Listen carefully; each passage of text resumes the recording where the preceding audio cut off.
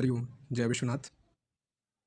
सभी को सादर प्रणाम करते हुए आज हम अपने विषय को प्रस्तुत करेंगे। जो विषय इस प्रकार है, रावण शब्द की व्युत्पत्ति किस प्रकार होती है, किन सूत्रों के सहयोग से, किस प्रत्यय के संयोग से रावण शब्द बनता है, उसके विषय में जानने का प्रयास करेंगे। आइए देखते हैं। सर्वप्रथम श्लोक पढ़ेंगे हम सभी एवं ध्यान करते हुए विषय को प्रस्तुत करने का प्रयास करेंगे। येनाक्षरसमाम्नायम् अधिगम्य महेश्वरात् कृत्स्नं व्याकरणं प्रोक्तं तस्मै पाणिनये नमः। वाक्यकारं वररुचिं भाष्यकारं पतञ्जलिं पाणिनिं सूत्रकारं च प्रणतोऽस्मि मुनित्रयम्। श्री पाणिनये नमः। मित्रों, आइए देखते हैं। यहाँ भगवान पाणिनि जी को प्रणाम करते हुए त्रिमुनियों को भी प्रणाम किया गया है और यह एक नमस्कारात्मक मंगलाचरण है। इसी क्रम में आप देखेंगे यह विषय सूची के अंतर्गत सुबंत का चिंतन करेंगे हम यदि, तो उसमें अंतर शब्द आते हैं और हमें अध्ययन करना है रावण शब्द की व्युत्पत्ति के विषय में। चलिए देखते हैं रावण शब्द कैसे बनता है और उसके विषय में चर्चा करने का प्रयास करते हैं। तो मित्रों, जब आप रावण शब्द देखेंगे तो लिखा है, आप लिखा हुआ पा रहे हैं कि रावयति भीषयति इति रावणः। रू शब्द अदादिगण में रू धातु है, उसमें जब डिच प्रत्यय करते हैं और लुट प्रत्यय करने पर रावण शब्द बनता है। आइए देखते हैं किन सूत्रों के योग से डिच प्रत्यय आता है, किस सूत्र के सहयोग से लुट प्रत्यय आता है।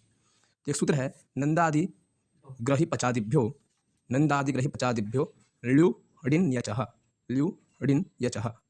तो ल्यू ऋत ऋच अचः इत्यत्र विद्यमाने नंद्यादिगणे ऋण्यस्य रू धातोः ग्रहणं कृत्वा तस्मात् लुप् प्रत्ययं कृत्वा व्युत्पत्तिः दीयते। अर्थात कि नंदादि जो सूत्र में बताए गए हैं, नंद ग्रह पच आदि, उन सभीयों में इन सभी धातुओं के परे अदादि गण में इन धातुओं के परे ऋच और लुट प्रत्यय होता है। तो लुट प्रत्यय यहाँ पर कर देने से लुट का ट की संज्ञा अंतिम के माध्यम से तस्य लोपा से लोप बचता है केवल ल्यू। तो यस्मात् लोक, एक उदाहरण मिलता है कि यस्माद् लोकत्रयं चैतद् रावितं भयमागतं तस्मात् त्वं रावणो नाम नाम्ना वीरो भविष्यति। यह रामायण में मिलता है। आइए देखते हैं इसी क्रम में अगला बता रहे हैं शिवो दिभ्यो यण, अर्थात दूसरे परिप्रेक्ष्य में भी रावण शब्द की उत्पत्ति बता रहे हैं कि शिवादिभ्यो अण, कि शिवादि धातुओं के परे अण प्रत्यय होता है।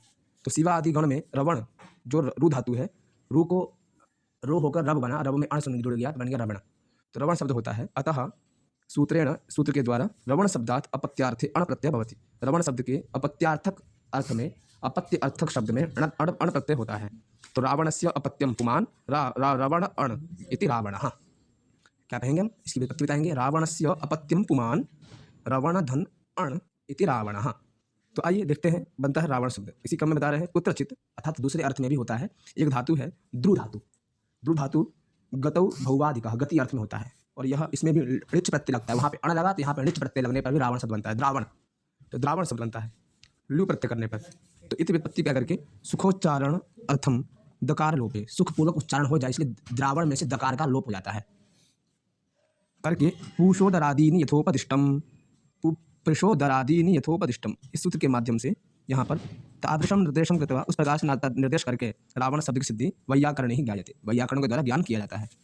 कहते हैं विद्रवंती भजस्त्रस्ता सुरा शुक्र पुरोगमाः, यह पंक्ति प्राप्त होती है रामायण में, उत्तरकांड में है। तो इसी के आधार पर, क्योंकि आप जब उसमें देखेंगे श्लोक में तो लिखा विद्रवंती, विद्रवंती भजस्त्रस्ता सुरा शुक्र पुरोगमाः। तो यहाँ जो द्र आया, द्र शब्द वो द्रु धातु का ही है। तो पहले इसी के आधार पर अन्यत्र द्रावयति गमयति प्लायते स रावण इत्याशयः।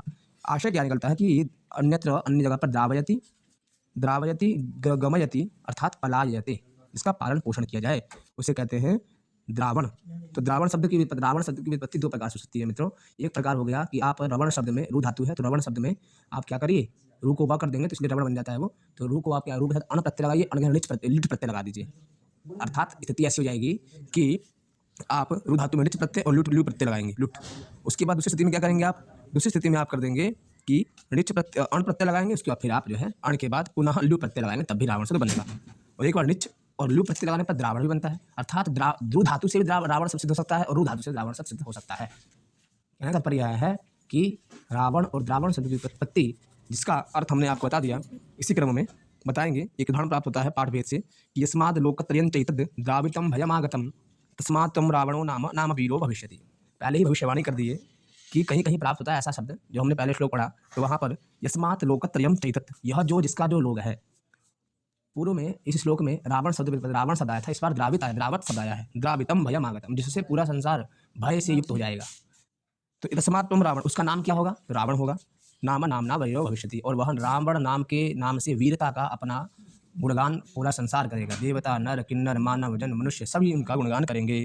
तो ऐसे रावण के व्युत्पत्ति के अर्थ में द्रावित शब्द रावण भी मिलता है, रावण मिलता है, दोनों शब्द बनते हैं।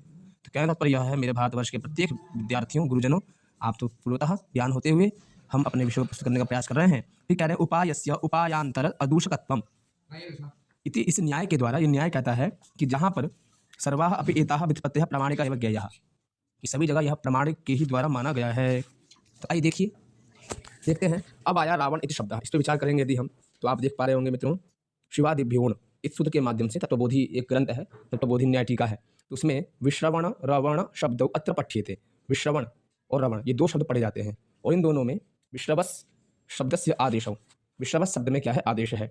विश्रवस अपत्यम वैश्रवण रावण, कि जो विश्रव अर्थात जिनके पिताजी का नाम रावण के विश्रवादि थे, तो उस विश्रवस से जो उत्पन्न हुआ वह क्या है? वैश्रवण अर्थात रावण। जैसे दशरथस्य पुत्रः दाशरथिः, अंजन्यः पुत्रः आंजनेयः, तो ऐसे होता है। तो इसलिए रवणस्य अपत्यम इत्यस्य स्थाने विश्रवस अपत्यम इति व्यक्तिः ज्ञायते। ये भी कह सकते हैं आप कि रवणस्य अपत्यम इत्युक्ते विश्रवसः अपत्यम, कि विश्रवा का जो अपत्य है, इसी यह तत्वबोधि में ऐसा मत मिलता है। तो इसलिए अमरकोश में भी इस प्रकार की सुधा व्याख्या में बताया गया है कि विश्रवसो विश्रवण रवणादेशौ निपातितौ, यह निर्देश किया गया है। मल्लीनाथ जी हैं, टीकाकार हैं, उन्होंने भी रघुवंश व्याख्यान में शिशुपाल वध के व्याख्यान में, रघुवंश महाकाव्य में और शिशुपाल वध में, अर्थात उसमें भट्टी काव्य में, तो इन दोनों की व्याख्याओं में इन्होंने समर्थन किया है शब्द का। उन्होंने कहा विश्रवसः वैश्रवण। आपको दिखाते हैं मित्रों, देखिएगा कैसे इन्होंने इसको स्वीकार्यता दी है।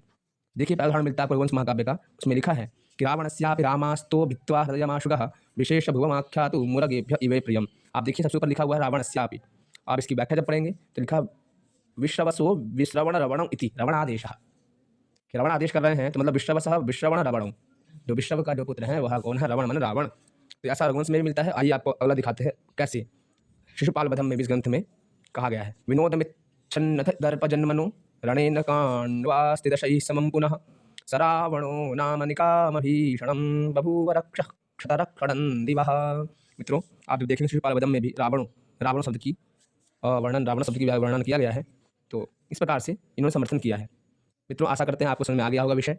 मिलते हैं अगले वीडियो में अगले शब्द के साथ, कैसे उसकी व्युत्पत्ति, क्या उसका अर्थ होगा, कितने प्रकार से उस प्रत्यय लग करके शब्द की व्युत्पत्ति हो सकती है, निष्पत्ति हो सकती है।